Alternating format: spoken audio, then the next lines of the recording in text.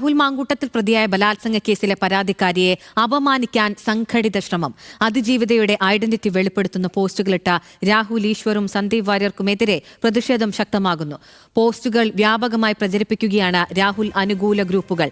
Sandeep വാര്യർക്കെതിരെ DYFI DJPക്ക് പരാതി നൽകിയിട്ടുണ്ട്. വിവരങ്ങളുമായി BS അനുവാണ് ചേരുന്നത്. അനു, പരാതി നൽകിയിരിക്കുന്നു ഡിവൈഎഫ്ഐ. പൊതുവിടങ്ങളിൽ, സമൂഹ മാധ്യമങ്ങളിൽ മാത്രമല്ല എല്ലായിടങ്ങളിലും ഈ ഇരുവർക്കുമെതിരെ പ്രതിഷേധങ്ങൾ ഉയർന്നുകൊണ്ടിരിക്കുകയാണ്. നീചമായ പ്രവൃത്തിയാണ് ഇരുവരും ചെയ്തിരിക്കുന്നത്.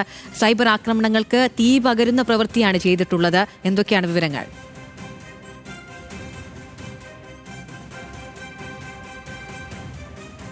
അതുകൂടാതെ തന്നെ ഗർഭചിത്രത്തിനും പരാതി നൽകിയ പരാതിക്കാരിക്കെതിരെ അതിക്രൂരമായ സൈബർ ആക്രമണമാണ് കഴിഞ്ഞ കുറെ മണിക്കൂറുകളിൽ നമുക്ക് കാണാൻ വേണ്ടി കഴിയുക. ഇതിൽ ഏറ്റവും പ്രധാനം ഇതിന് എന്തുകൊണ്ട് അല്ലെങ്കിൽ എങ്ങനെ ഇതിന് ഒരു കാരണമായി അല്ലെങ്കിൽ ഈ പറയുന്ന പരാതിക്കാരുടെ ഐഡന്റിറ്റി പുറത്തു വരുന്ന തരത്തിലേക്ക് എങ്ങനെ ഉണ്ടായി എന്ന് ചോദിച്ചാൽ അത് ആദ്യം രാഹുൽ ഈശ്വർ പോസ്റ്റ് ചെയ്യുന്ന അദ്ദേഹത്തിന്റെ ഒരു വീഡിയോ, അതിനുശേഷം അതിനെ പിന്തുണച്ചുകൊണ്ട് നേരത്തെ BJP നേതാവ് ഇപ്പോൾ കോൺഗ്രസിന്റെ പ്രധാനപ്പെട്ട ഒരു മുഖവുമായി മാറിയ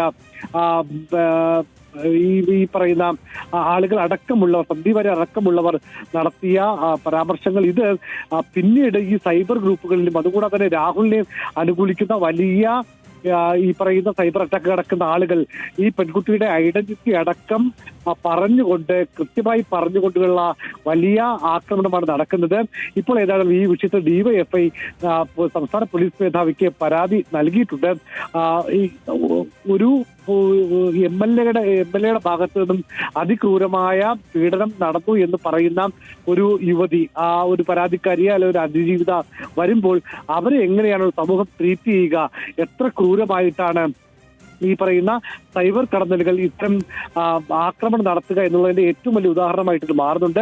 ഏതായാലും ഇതിനെതിരെ വലിയ പ്രതിഷേധം പാർട്ടിക്കകത്ത്, കോൺഗ്രസ് പാർട്ടിക്കകത്ത് തന്നെ ഉണ്ട് എന്നാണ് നമുക്ക് മനസ്സിലാക്കാൻ വേണ്ടി സാധിക്കുന്നത്. അഖില, മറ്റൊരു അതിജീവിതമാരും ഇങ്ങനെ പരാതിയുമായി നിയമ സംവിധാനത്തിന് മുൻപിൽ എത്തരുതെന്ന് ഉദ്ദേശിച്ചുകൊണ്ടുള്ള സൈബർ ആക്രമണമാണ് നടക്കുന്നത്.